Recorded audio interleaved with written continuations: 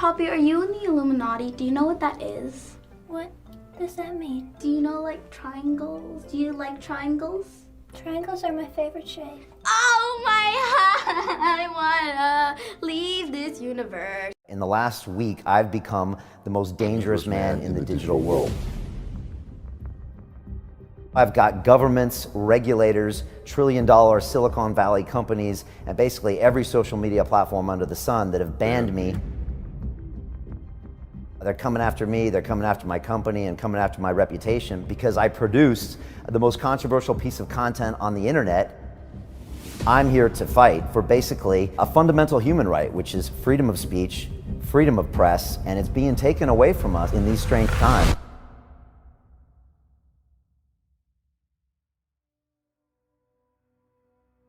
April 6th, we streamed it live on YouTube. It was the second biggest YouTube stream in the world that day, second only to President Trump doing his coronavirus update. 65,000 concurrent people. It was watched for 14 years of watch time. And I was like, this thing's gonna hit Elon Musk numbers, 25 million views. Based on the previous one, 7 million views, this had 4x the live streams. So I was like, this thing's going to Pluto. 30 minutes later, YouTube bans it. Well, I didn't talk to him for 24 hours. I heard about it in the BBC the next day when they were coming out and calling us, all sorts of names. But the content itself was David Icke sitting down with me and walking through in a nuanced, long-form conversation about what he really thought of this COVID-19. And it started off with saying, look, a lot of people are testing positive for something they're calling COVID-19, but actually dying from different reasons. And he went on to talk about 5G, big buzzword there. He went on to talk about vaccines. He went on to slam figures like Bill Gates and Elon Musk. And then at the very end, he gave us a solution, which is to not kowtow to our human fears and to watch out who is oppressing us from above. And that was the piece of content that we put out there, and it was banned. Ofcom coming out and telling any broadcaster here in the UK they're not allowed to talk about certain things, including 5G and the coronavirus and all that stuff that's related. This is a freedom of speech issue, is what this is. That's a basic human right. I don't care if you live in the UK or the US or in Russia or in China. You have the right to say what you believe. And David is not being given that right by a lot of people. And in my opinion, Ofcom is not giving people that right for people to have those expressions and talk about those things. And look, I don't agree with everything David says. I don't. But I will fight to the death for his right to be able to say it. And right now, that right is being removed by a lot of people out there. We have decided to fight back. We have decided to stream what we're calling Rose Icke 3, the end of the trilogy, on May 3rd, 2020. And we're gonna have 1 million people watching that live stream simultaneously. It'll make us the largest live stream of a conversation in human history. But to do that, I can't wait and kowtow to these Silicon Valley companies. So we've had to create our own platform. I want to have this discussion. I want to talk about 5G. I want to talk about this virus. I want to talk about what's happening in Italy, what's happening in America. I want to talk about the symptoms, people with symptoms versus people that are dying. I want to talk about all sorts of stuff, including these 5G towers. Why are they going up when everything else is on lockdown? These are questions I have. I think a lot of us have, and we'd like some answers from some people. And so we're going to make some noise until we get those answers. There's a lot of people out there that would probably prefer this interview does not happen. Our friends at Microsoft.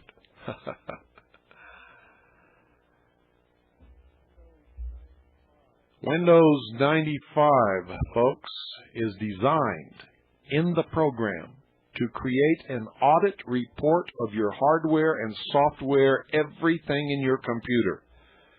If you register online via the Microsoft network or Microsoft's BBS, all of the details of your system, unbeknownst to you, will be uploaded to Microsoft. Talk about Big Brother. This is it. The original article that blew this wide open appeared in Computer Reseller News over a year ago. Now, just in case you think that that was a fluke and they didn't really put it in there and Cooper's full of it, well, folks, it's not a fluke.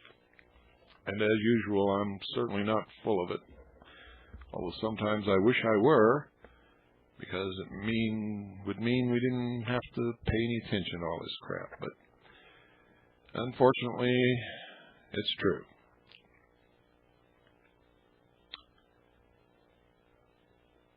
Now,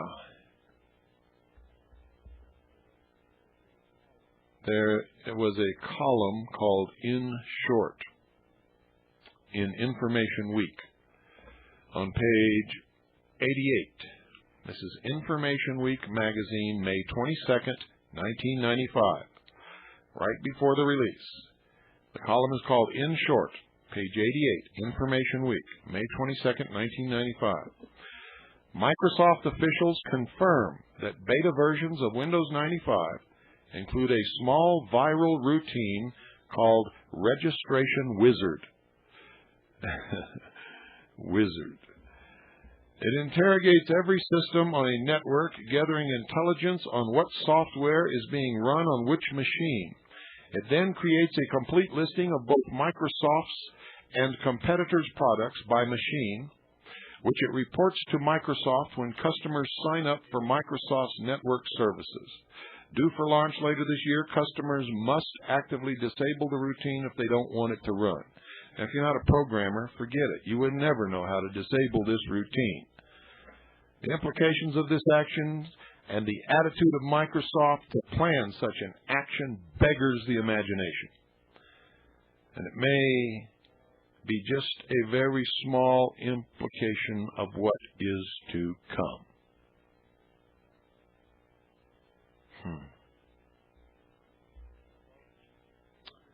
Now, folks, the way to get around it is don't use Microsoft Network. Don't register online with Microsoft. And don't ever call Microsoft's bulletin board. It's as simple as that. Or you can find yourself a programmer that knows how to disable this thing. You see, what's so dangerous about this, folks, is a fellow got hold of the beta test CD of Win95, and he set up a packet sniffer between his serial port and the modem. So when you try out the free demo time on the Microsoft network, it transmits your entire directory structure in the background. That's what he found. This means that they have a list of every directory and potentially every file on your machine, your financial records, the set of books that you use to keep track of your business. Oh, yeah. All of your friends and relatives, their addresses and telephone numbers. Your newsletter mailing list of all the people you promised you would never give out their name and address. It would not be difficult to have something like a file request from your system to theirs without you even knowing about it. This way they can get a hold of any juicy routines or files or papers or letters you've written, your books, and I don't mean books that you read, I mean your financial records, and claim them as their own if you don't have them copyrighted.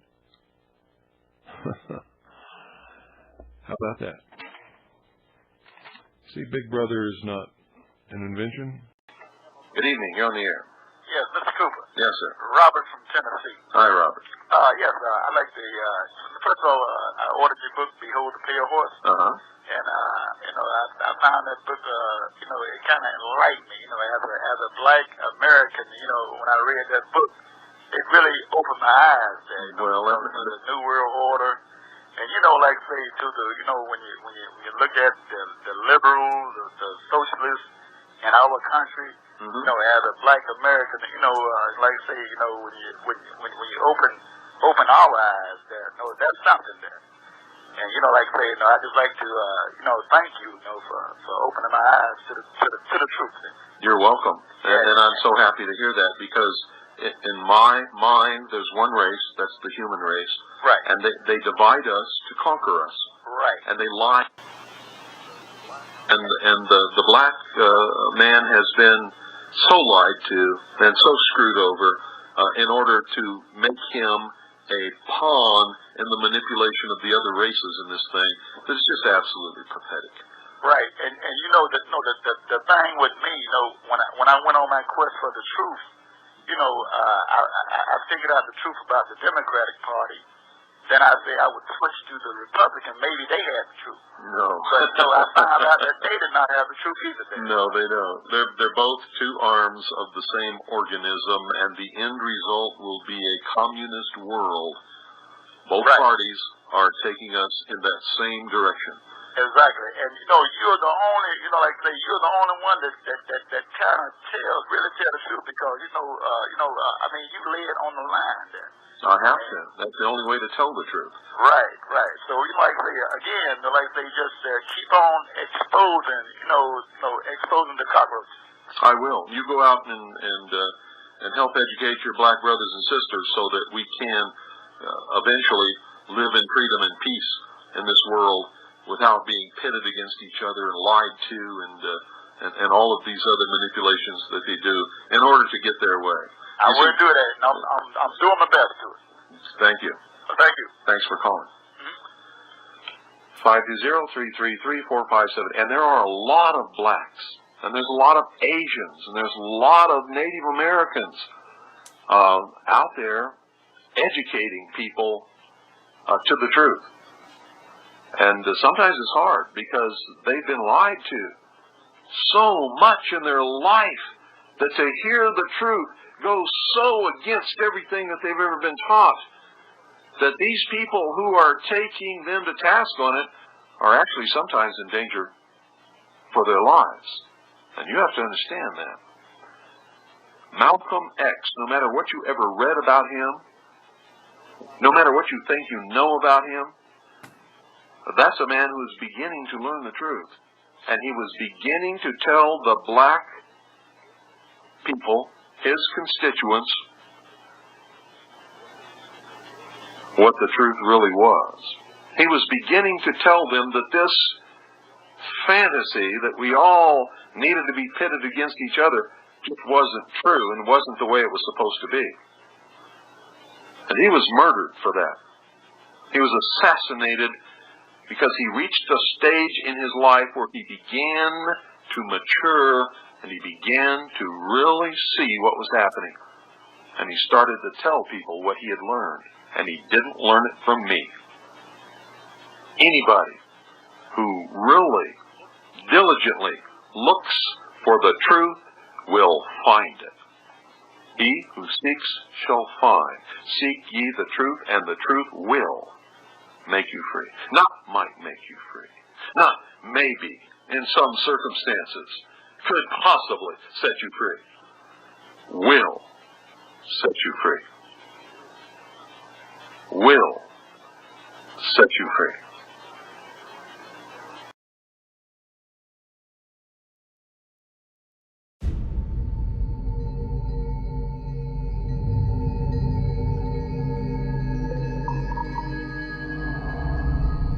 What were you told at the time of your father's death? I was told that your father has had an accident. But that was the cover story, told by the CIA. My father, Frank Olson, was an Army scientist. His research group had a relationship with the CIA. They take him to New York Tuesday morning, early Saturday morning, he's dead. What was my father doing? What was the CIA doing? What happened there?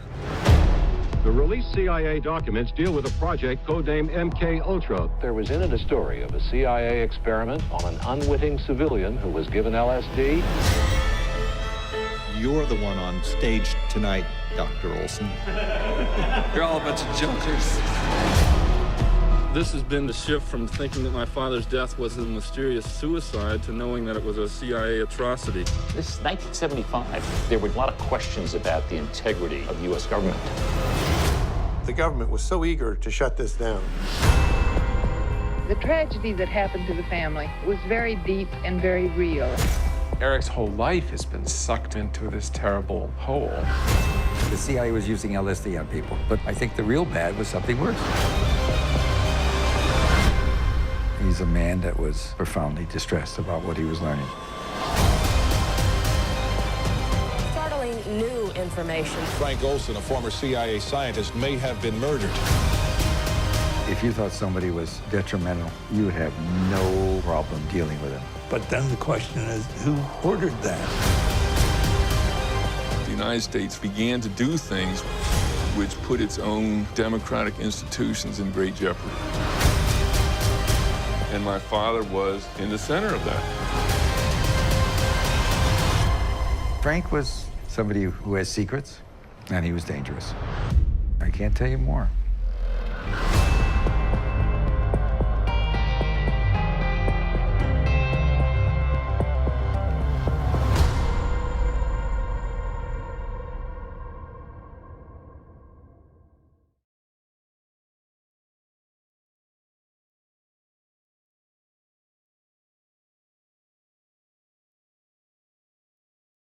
Someone asked me if I had approached the CIA about this story. I'm glad someone finds this funny. I mean, it's a story about how the CIA has lied for 60 years about the circumstances of Frank Olson's death. And what do they imagine? Have much to say about it? Well, they could say, oh, I'm really glad you asked. Finally, we were waiting for someone to bring this up. Oh, yeah, we killed him. Thanks for asking. No, I just didn't quite see the point of it. But yes, the central figure in this entire series, the central figure in Wormwood, is Eric Olson, Frank Olson's son, who has spent his entire life investigating his father's death.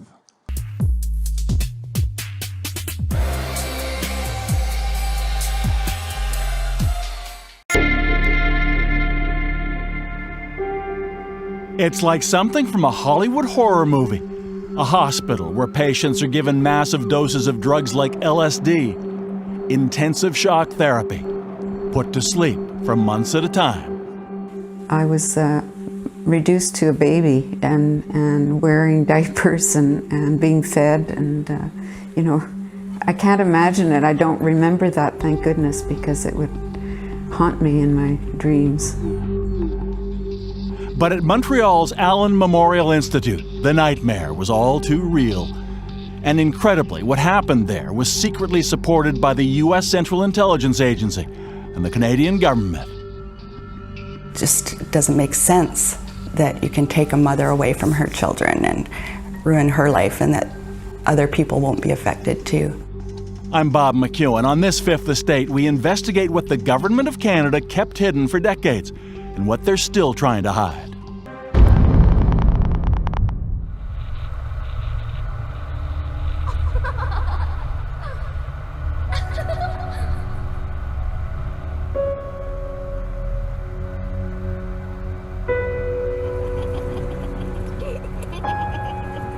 It was 1964, and 5-year-old Diane McIntosh couldn't wait when her father said they were going for a drive to visit her mother, who was in the hospital.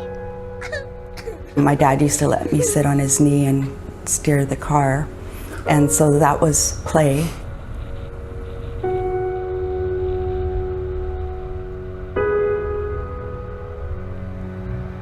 On each visit, their car would turn onto the long drive leading through the hospital grounds to the Allen Memorial Institute at McGill University in Montreal, a psychiatric facility with the best reputation in the country. More than half a century later, Diane still remembers what she saw then, as if it were yesterday. Because when they got to the hospital door, her enthusiasm turned to horror. When we got there, the place was just like a scene from One Flew Out of the Cuckoo's Nest. There were people banging their heads on the walls and droning, and my mother was sitting there completely drugged up. And even as a child, I knew that she wasn't right. What they didn't know at the time was that her mother, Hélène McIntosh, and hundreds of others like her were unwitting guinea pigs in brutal psychiatric experiments that took place at the Allen Institute under the code name MK Ultra. Massive drug regimens, enforced prolonged sleep, intensive electroshock, largely funded by the Canadian government and the American CIA.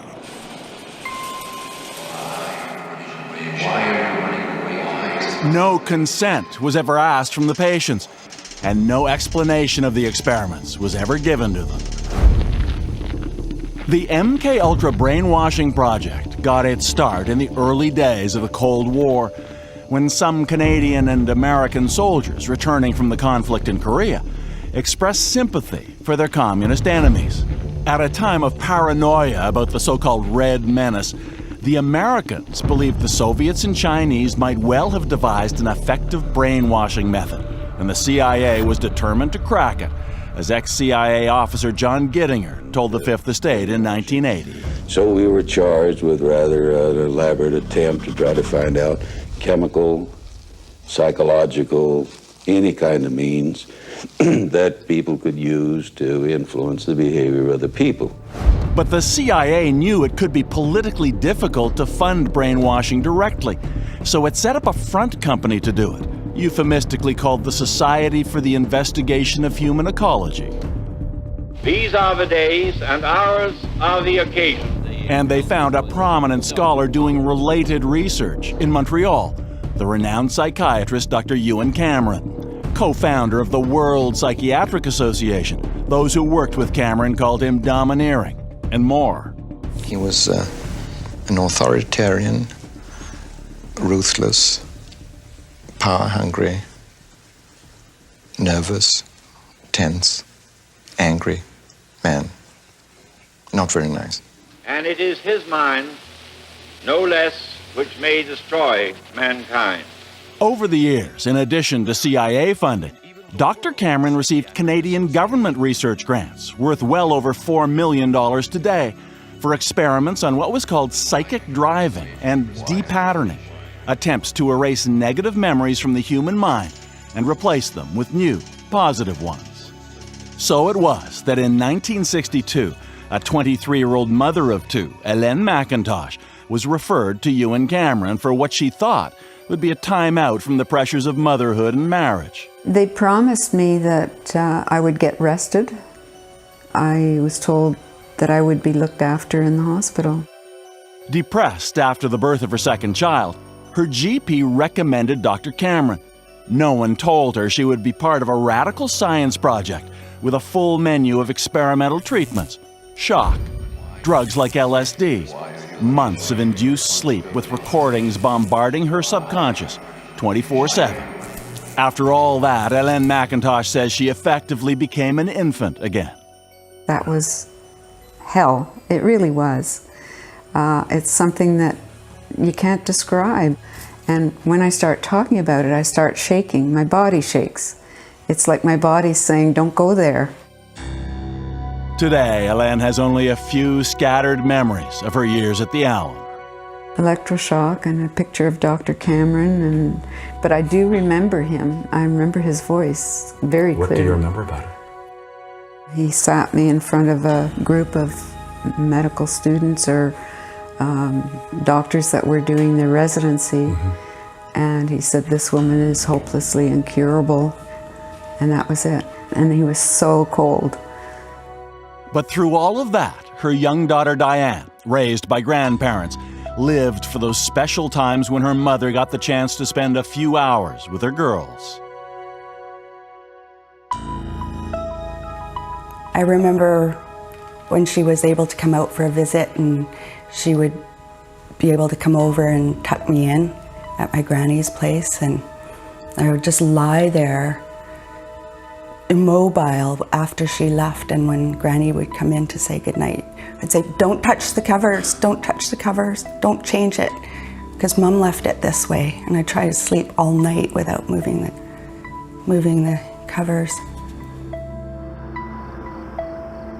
In all, Ellen McIntosh spent 2 years at the Allen Institute, most of her memories erased like data on a hard drive.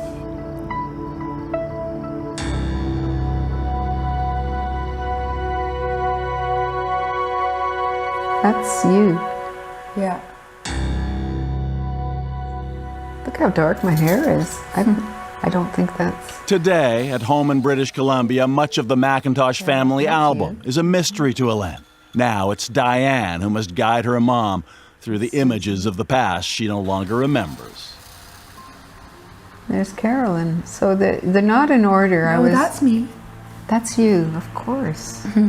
It is clear that in different ways, both McIntoshes are victims of that secret brainwashing project in Montreal, and they are far from alone.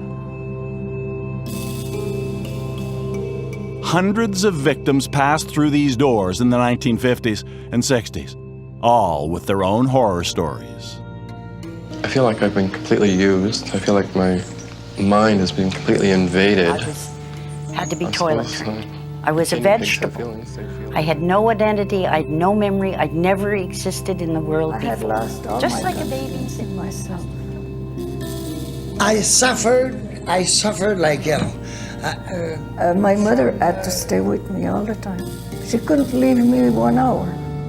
5 decades later, the government of Canada has been more deeply involved in all this than it wants to admit, with new secret settlements, shutting down lawsuits, and gag orders.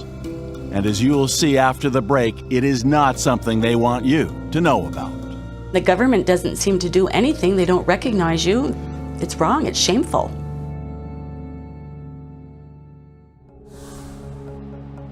The story doesn't end here. Like the Fifth Estate's Facebook page so you can follow our investigations.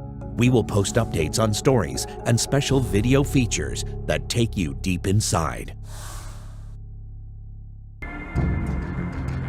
From 1950 until the mid-60s, Montreal's respected psychiatric facility, the Allen Memorial Institute, was the site of secret brainwashing experiments, funded by the CIA under the codename MKUltra, with money from the Canadian government as well. The program would quietly be shut down in 1965. But the truth about what happened there would be protected for another decade and a half longer. Then, in 1980, we were among the first to tell Canadians about it. The Fifth Estate. I'm Adrienne Clarkson. Tonight we report on a secret CIA research project carried out in Montreal in which mental patients felt they were used as the CIA's guinea pigs. They kept you asleep for 23 days. And while I was asleep, they were shocking the heck out of me with electric shocks. And the Fifth Estate stayed on the story for years to come.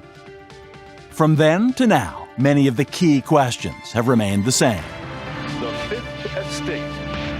So why was Ottawa so ambiguous when it came to helping some Canadian citizens get compensation from Washington for what they endured in a program that was inspired mostly by American Cold War fears? Well, the answer was simple. The government of Canada was even more deeply involved in the Allen Memorial experiments than the Americans. Get away!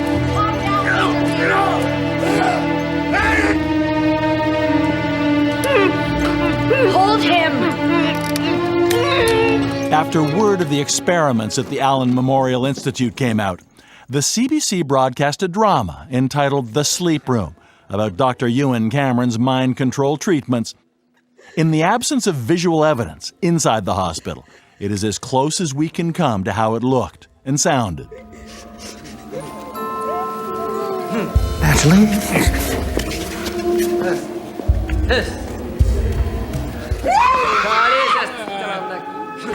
Driving doesn't work. Can you admit that now? You destroyed these people for nothing! You can't just walk away from this, Cameron! It'll come back and it'll ruin you! Many of them were just sitting there like zombies, and I have a headache.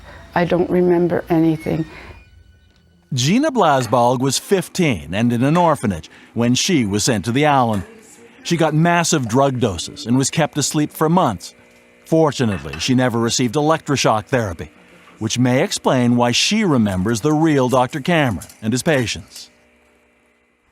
How did those patients regard, or apparently regard, Dr. Cameron? Those patients were too far gone. The ones that were not too far gone were terrified of him. We were all terrified to see him around. We didn't want to be near him. I don't think that any patient ever wanted to be close to Dr. Cameron.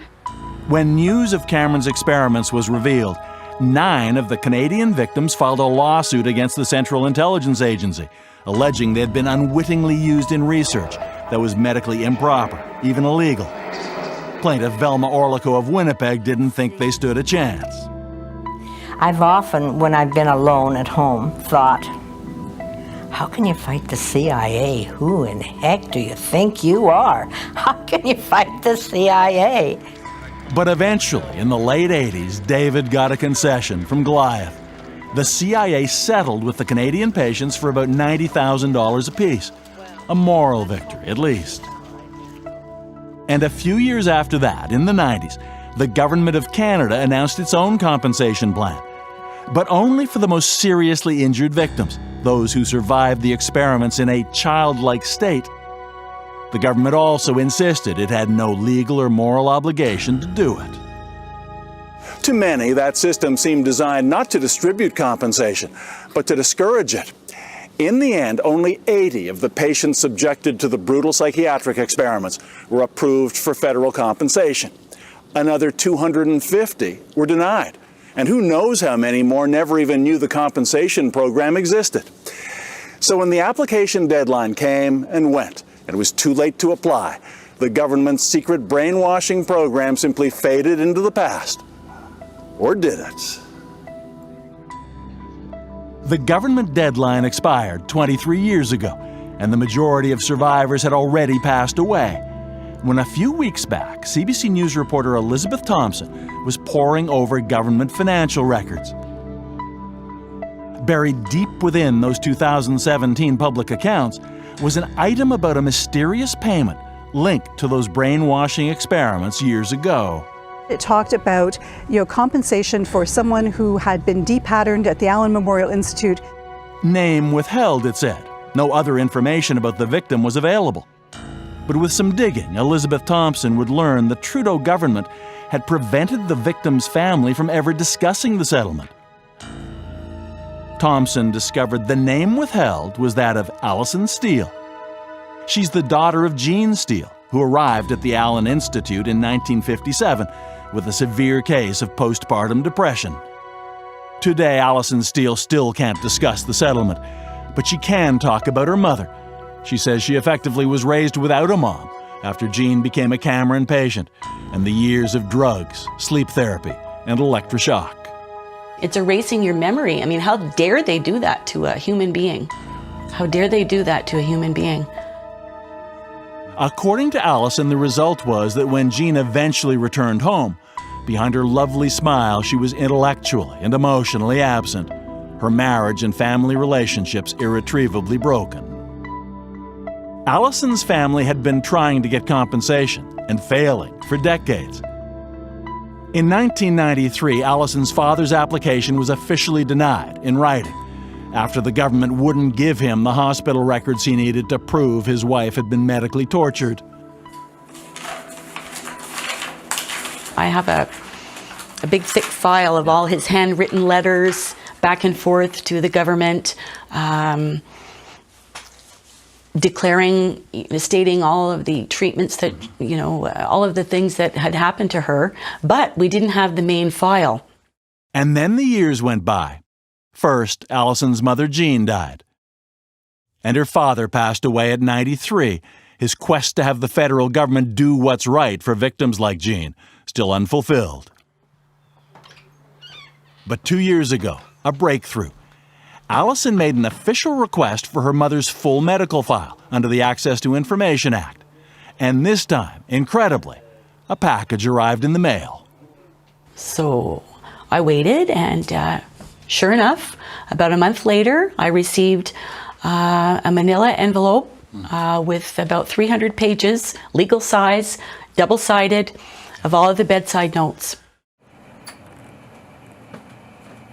In the basement chest in Knowlton, Quebec, where she stores those records, is a mine of information that the government had kept to itself for decades. Notes her father could have used years ago to prove what happened to her mother. Among those newly discovered notes, some written by Ewan Cameron himself. Alison's mother Jean is described as overactive, overtalkative, distractible, very suspicious, showing inappropriate behavior and crying for no reason. Those adjectives certainly could describe someone no longer mature enough to be a mother because of Dr. Cameron's depatterning. And other notes from Cameron and colleagues clearly state that Jean Steele had at least 24 intensive electroshock sessions and might require weekly shock treatments for the next 2 to 5 years, seemingly indicating a very serious condition. Now, these are the files your dad never saw. He never saw those files. Your father never got that kind of material.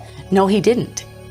Well, I guess it was his word against the government's word. How do you think he would feel about you and this? Oh, he would be proud as punch. He would be proud as punch of me. I know he would. Oh, yeah. He would be very happy. When Allison Steele took those new medical documents to her lawyer, Alan Stein, he immediately launched a court action against the federal government. He says the Steele family finally had the proof they'd always needed. There's no question about it. The her medical history and medical report confirms this. You talk to Allison, she says, that took my mother away. She had no capacity to be a mature parent after that. That's right. And I've seen that. I've seen medical reports from many, many other former patients of Dr. Cameron who were denied compensation, and the same thing happened to them. And ultimately, the federal government would agree to pay compensation in her mother's name, on the condition neither she nor her lawyer ever talk about it in public. What does that tell us about the mindset of the current government, that this should be something they insist upon? Because they don't want more applications. They don't want to have to deal with more applications. If this went to court, it would have more publicity and more applications would be forthcoming. Now, in accepting your settlement, you were required to have a non-disclosure agreement. Correct. You couldn't talk about the settlement itself. No. Let me ask you about what that represents. Is that not apparently a way for the government to limit the number of people who learn about this, who might be entitled to something like this themselves? Well, it seems to be something because... Why else would they do it? Why they're still covering it up?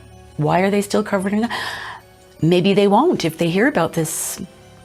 You know, maybe they will try to realize and recognize what the government did before, and maybe there's still hope that they could at least recognize these victims. And lawyer Alan Stein says it's now time for the Government of Canada to finally admit the role it played in those brutal experiments.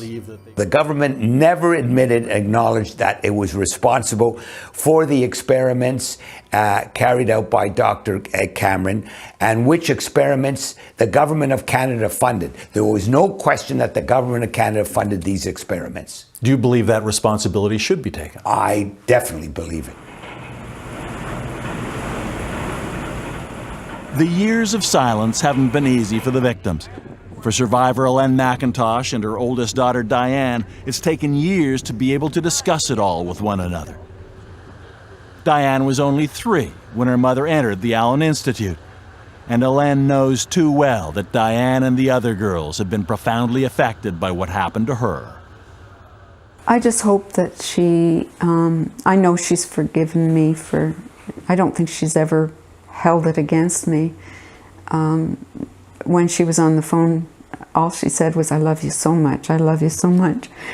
And I know she does, you know. I'm still dealing with this and still struggling with it. There have been negative ramifications in my life and that have prevented me from being happy and from being productive at many times.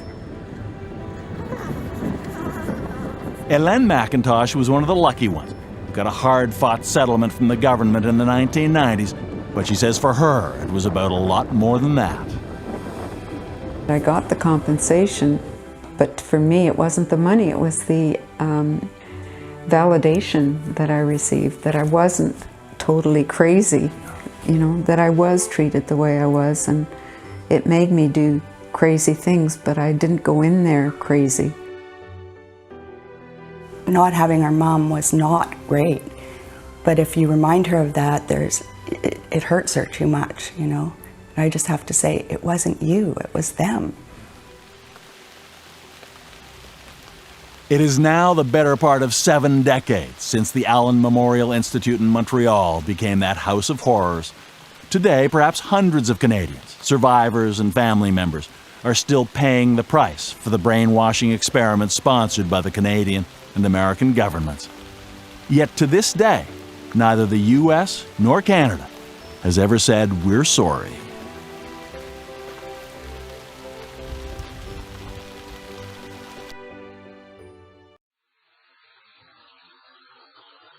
Though the CIA continued to maintain drug experiments in the streets of America, ladies and gentlemen, after the program was officially canceled, the United States reaped tremendous value from it, according to their own testimony.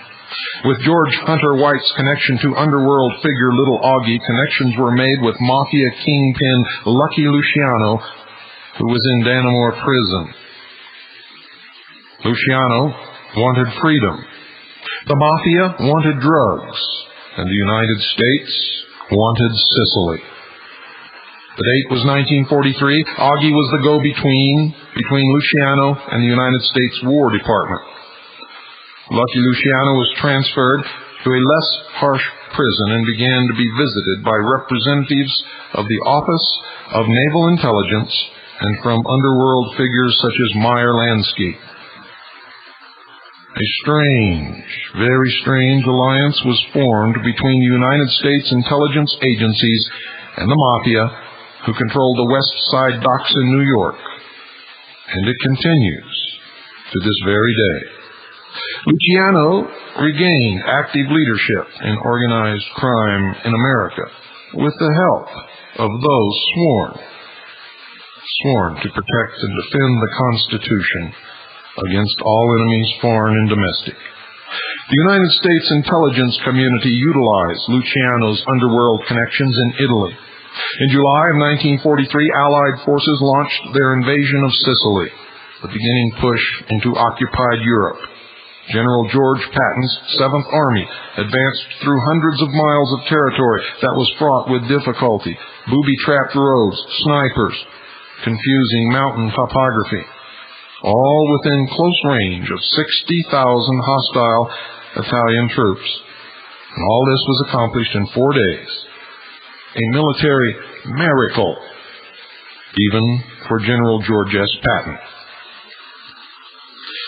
Senate Estes Kefauver's Senate Subcommittee on Organized Crime asked in 1951 how all this was possible. The answer, ladies and gentlemen, was that the Mafia had helped to protect roads from Italian snipers, served as guides through treacherous mountain terrain, and provided needed intelligence to Patton's army. The part of Sicily which Patton's forces traversed had at one time been completely controlled by the Sicilian Mafia. Under Benito Mussolini smashed it through the force of police repression. Just prior to the invasion, it was hardly even able to continue shaking down farmers and shepherds for protection money. But the invasion changed all this, and the United States of America put the Mafia back into power. And the Mafia went on to play a very prominent and well-documented role in the American military occupation of Italy.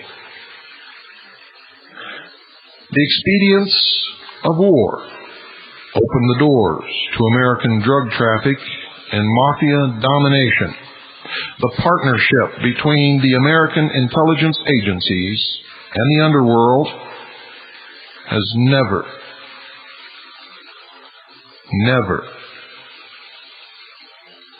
been shaken. This, you see, was the beginning of the Mafia-United States Intelligence Alliance. An alliance that lasts to this very day and helped to support the covert operations of the Central Intelligence Agency, such as the Iran-Contra operations. In these covert operations, the Central Intelligence Agencies would obtain drugs from South America and Southeast Asia, sell them to the Mafia, and use the money for the covert purchase of military equipment. These operations accelerated when Congress cut off military funding for the Contras. Whenever law enforcement agencies would come close to the source, the supply lines, or the distribution points and network of the drugs, the veil of national security would come down to protect all concerned, including the Mafia. Every sincere effort and investigation into the source of drugs coming into the United States of America have ended up against a solid curtain that has come down in front of the investigators, forbidding any further research on their part. That curtain is called the national security. One of the Allies' top occupation priorities in those days was to liberate as many of their own soldiers from garrison duties so that they could participate in the military offensive.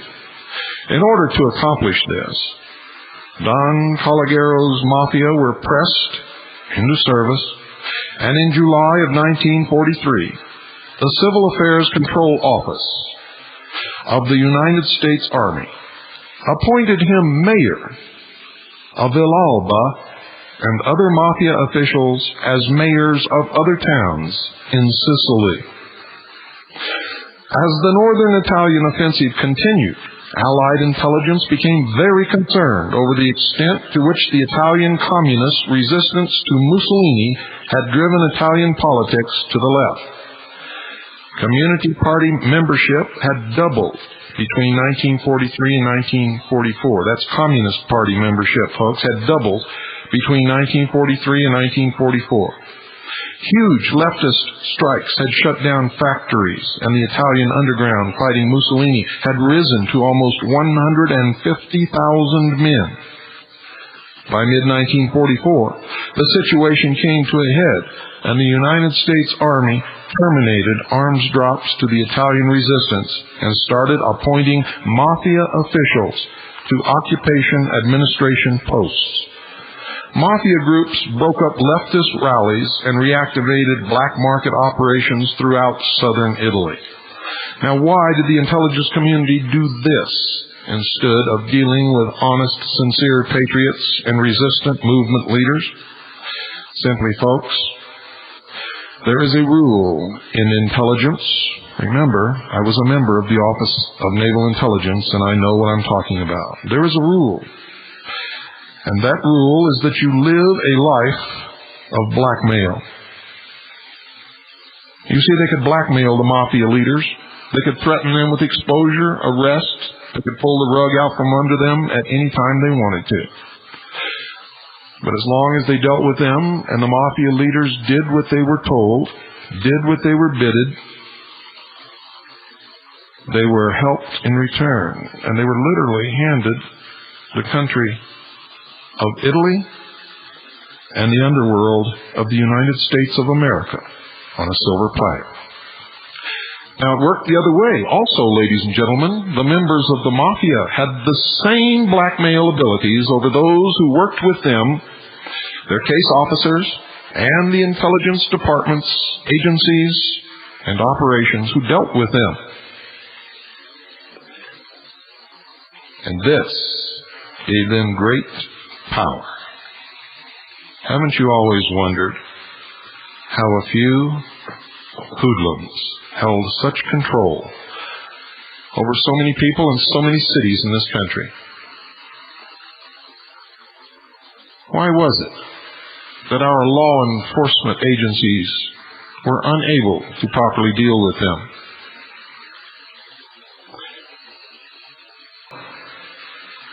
Need to think about, and we need to begin to put together solutions so that these things can never happen again. Now, 1946, Lucky Luciano was released from prison and deported to Italy, where he rebuilt the heroin trade. The court's decision to release him was made possible by the testimony of intelligence agents at his hearing and a letter written by a naval officer reciting what Luciano had done for the Navy. Luciano was supposed to have served from 30 to 50 years in prison. Over 100 Mafia members were similarly deported within a couple of years. Today, the same alliance goes on between the Mafia and the intelligence community, and now law enforcement agencies are included in this strange marriage. The liaison between them is the Anti-Defamation League of B'nai B'rith. Has nothing to do with Jews or Judaism, and it has all been documented, and we will get to that, ladies and gentlemen.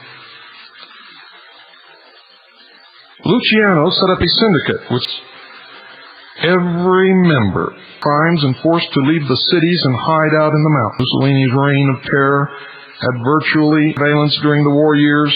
Heroin trafficking had become almost nil. Drug use in the United States before Luciano's release from prison and the strange alliance of the Mafia and the intelligence agencies was on the verge of being entirely wiped out.